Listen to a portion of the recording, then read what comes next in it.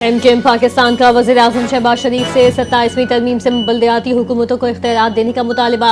वज़ीर-ए-आज़म ने मुत्तहिदा का मुतालिबा तस्लीम कर लिया। नून लीग बल्दियाती हुकूमतों को इख्तियार देने की मुकम्मल हिमायत करेगी।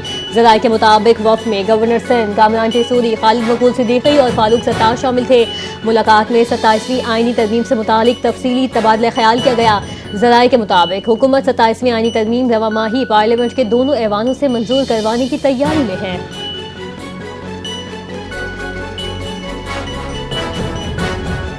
27वीं आईनी तरमीम 14 नवंबर तक दोनों ऐवानों से मंजूर करवाने का फैसला। स्पीकर कौमी असम्बली की ज़ेर सदारत हाउस बिजनेस एडवाइजरी कमेटी का अहम इजलास ज़राए के मुताबिक फैसला किया गया है कि आईनी तरमीम पहले सेनेट से मंजूर करवाई जाएगी। वज़ीर-ए-आज़म शहबाज शरीफ ने वज़रा और अरकान पार्लियामेंट के गैर मुल्की दौरे मनसूख कर दिए। सेनेट में तरमीम के लिए 64 वोट दरकार। हुकूमती इत्तेहाद को JUI या ANP की हिमायत दरकार। 27वीं तरमीम आइन की रूह के मुनाफी है। चेयरमैन PTI बैरिस्टर गौहर का एतराज़। मौलाना से नंबर्स पर नहीं, आईनी तरमीम की शिकों पर बात हुई। मौलाना अपना फैसला खुद करेंगे।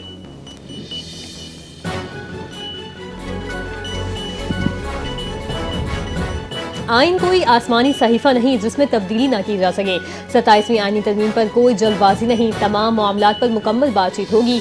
वज़ीर मुमलिकत कानून और इंसाफ बैरिस्टर अकील ने कहा, कौमी मफादात के लिए है, किसी सियासी जमाती फ़ायदे या नुकसान की बात नहीं।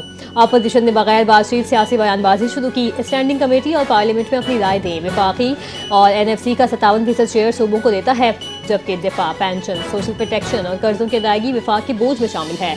विफाक के बोझ में कमी लाने के लिए सूबों को बराबर का हिस्सा डालना चाहिए ताकि अखराजात और एहतसाब में तवाज़ुन रहे।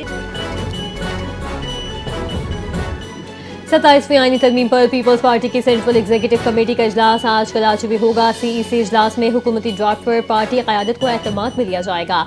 ज़राए पीपल्स पार्टी को 27वीं आईनी तरमीम पर 5 मरकजी तहफ़्फ़ुज़ात हासिल।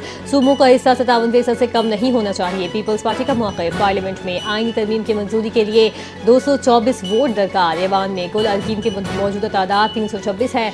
हुकूमती इत्तेहाद को इस वक्त 237 अरकान की हिमायत हासिल। मुस्लिम लीग नून 125 अरकान के साथ सबसे बड़ी इत्तेहादी जमात है।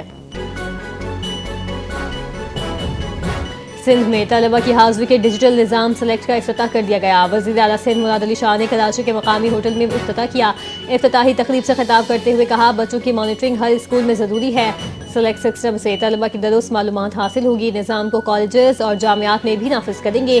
सिंध हुकूमत का तालीम में टेक्नोलॉजी के इस्तेमाल को फ़रोग़ देने का आज़म। सिंध हुकूमत का बड़ा फैसला, पीपल्स बस और EV टैक्सी सर्विस के कैमरे सेफ सिटी नेटवर्क से मुंसलिक किए जाएंगे।